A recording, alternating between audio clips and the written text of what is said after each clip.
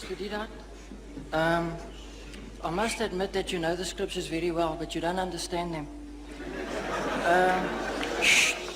Mr. Deedat, I don't proclaim to have to answer your questions, but I would like you to explain two questions. I'd like you to explain two issues, to me.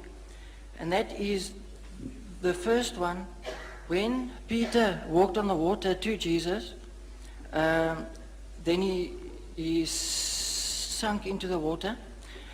Jesus stooped down to help him, and then when they both got into the boat, according to the Bible, it says that they worshipped him in categorical English.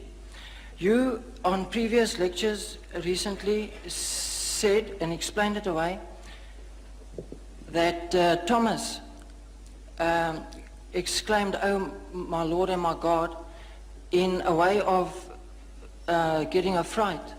But in a case like that, I'm sure that Jesus would have rebuked him, knowing the law of the commandments, don't take the name of your God in vain, because that would be clearly taking God's name in vain. Would you kindly just explain it to me? There was nothing about Peter worshipping Jesus.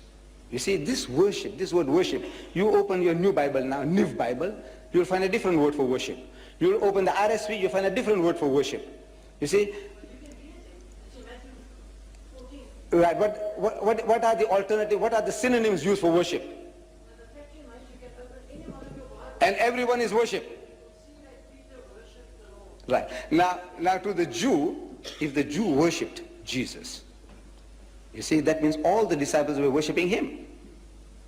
If Peter worshipped him, then all the other disciples likewise must be worshipping him, because Peter was the leader of the disciples. But we find nowhere the disciples ever prostrating before Jesus at any time. The 11 or the 12 worshipping him. Worshipping him means that you are our God. You see, this word worship, you ask the Roman Catholic. Look, they have a good knowledge of the scriptures. They claim an unbroken chain of popes from 1 Peter to today. Now you ask them how many types of worships are there. And they'll tell you there are 3 different types of worship. Right? You say about your sweetheart, your fiancée, I worship her. But when you say you worship her, you mean you love her extremely, beyond measure. But you're not taking her for a goddess. Look, this is an expression we use commonly. It says, you're worshipping the guy. It says, money my God, woman my guide, says the Frenchman. We say you are worshipping money, you're worshipping women. But you don't say, money is my God, or you don't say, woman is my God. But you use the word worship. Worship is an extreme form of love. He must have been very much humiliated, and in lovingness, he must have embraced a man which, according to your King James Version, has used the word worship. But now, if he was worshipped as God, that would be something. He said, no, look, he is our God. Then he must say so. Then we say, look, they were all worshipping him. But at no time do we hear that they ever worshipped him as a people instead of worshipping God. He's telling you, come, worship God, the Father in heaven. He's the only God. He's the real God. No time did he say, I am God, worship me. Did he? At any time, if he said, look, I am God. Yes, you can answer that. If he said, if he said, I am God, this is the claim I made, I think,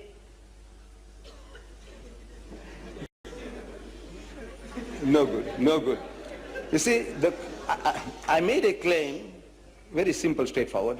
If you can show me in your Bible any version where Jesus says, I am God, or where he says, worship me. Simple English I'm speaking. Where he says, I am God, I said, I'm prepared to accept him as God. If he says, worship me, I'm prepared to worship him. He must say, not Peter, not James, not Paul. He must say, I am God. He must say, worship me. Because if he is God, my salvation depends upon that. And I don't want to go to hell. I want to follow him. Now that is just, may I interject you there? That's the very point of issue there.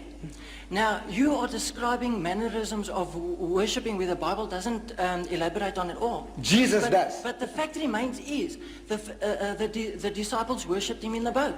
And he allowed it. And that's all it says. Jesus showed you how to worship. in the Garden of Gethsemane. If you remember, it said he went a little further and fell on his face and prayed to God. Yes, Didn't he set you an but example? all due respect is, you are reading words into the Bible. You find that verse in Matthew's. And he went a little further. Except the fact that he dropped down on his face Right. and so on. So but he- that makes no eyes. The fact remains The his Jews, disciples the did Jews. worship him. No, how did the Jews worship? Look, if you want to know the Muslims how they worship, you go to the mosque. Go to the mosque and see how they worship. You see, Allahu Akbar, they stand, they read chapters and verses, they go into semi-bend position, they get up, they go down to the ground, touching the forehead onto the earth. This is how the Muslims worship, right? So if I said, look, this chairman or the people worship deedat, meaning that they loved him with exceeding love. Right. But now you say worship. Now, if the people have a wrong idea, they say, look, what did they do? Did they make ablution and come? And did they fall down prostrate before Mr. Deedat? He says, no. He said, what do you mean they worshipped him? He said, no. Oh man, they were gone mad after him. Now, that's quite a different thing. You see, now you are using a word and you are explaining something else figuratively. But that's exactly what you are doing now. No, I'm not doing that. Jesus Christ and all the prophets, they had a form of worship, the Jews, which you are not following, you don't know. Look, and Abraham fell on his face and prayed to God.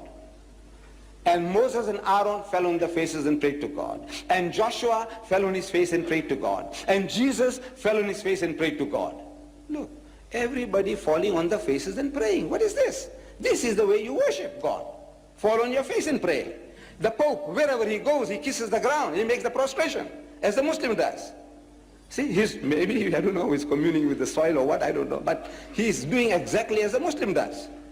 Then you might say he's worshipping the ground. He goes to Nigeria, he worships the ground there. He goes to Poland, he worships the ground there. No, he's not worshipping.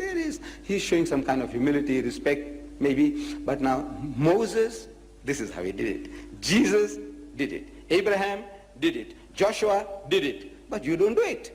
So you have your own idea about worship.